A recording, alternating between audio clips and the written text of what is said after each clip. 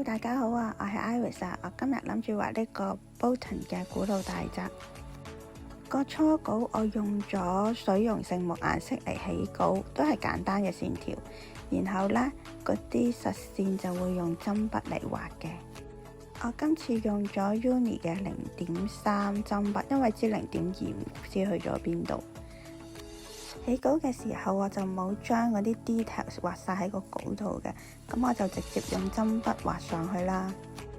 其實英國嘅古老建築呢係好多 details 嘅，唔畫都唔知道。你跟住佢幅相嚟畫呢，你就發覺越畫越多嘢要畫。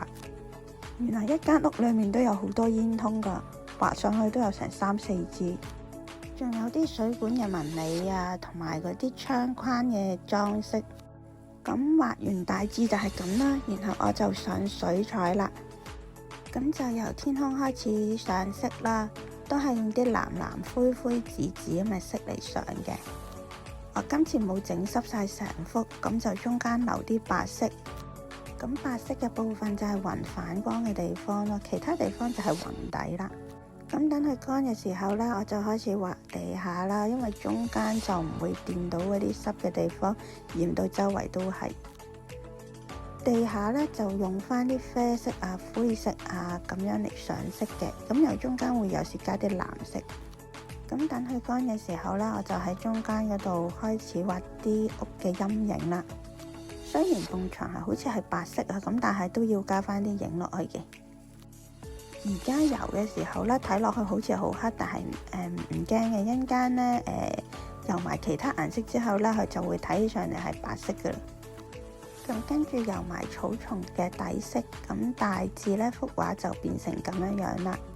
其實呢，呢個都係底色嚟嘅咋，咁上面都係一樣畫翻啲底嘅顏色啦。咁大致上將佢分成唔同嘅顏色區塊咁樣。咁有時有啲位太濕呢，我就會畫另一啲區域先，唔好畫相連嗰啲，所以就呢度畫啲，嗰度畫啲咁樣嘅。然後就係由淺到深啦，畫咗淺色嗰啲，而家開始加多啲深色嘅顏色。不過呢個都係算仲係底色嚟嘅，遲啲就會再加深色啲。咁跟住就開始填翻啲細嘅窿啊，啲窗啊。嗰啲各樣嘅水管 details 嗰啲嘢啦，因為有好多細緻位啊，所以我要盡量睇下有冇啲唔記得上色嘅地方咯。有時都有啲地方唔記得油呢，會留咗啲白色窿窿。咁而家唯有慢慢睇清楚。一加上呢啲咖啡色嘅框之後啦，覺得成幅畫即刻靚翻好多，有翻嗰個屋嘅感覺咯。雖然屋頂同埋下面呢一 part 都係咖啡色啦，但係我係用咗好多唔同嘅顏色去將佢微調。上面係比較有啲黃色同埋紅色，而下面呢係用多啲藍色啊、綠色咁樣去調嗰個咖啡色出嚟嘅。所以望上去呢，雖然都係啡色，但係其實係有少少分別咁樣咯。亦都係個屋頂係應該比較淺色，而下面係比較深色嘅。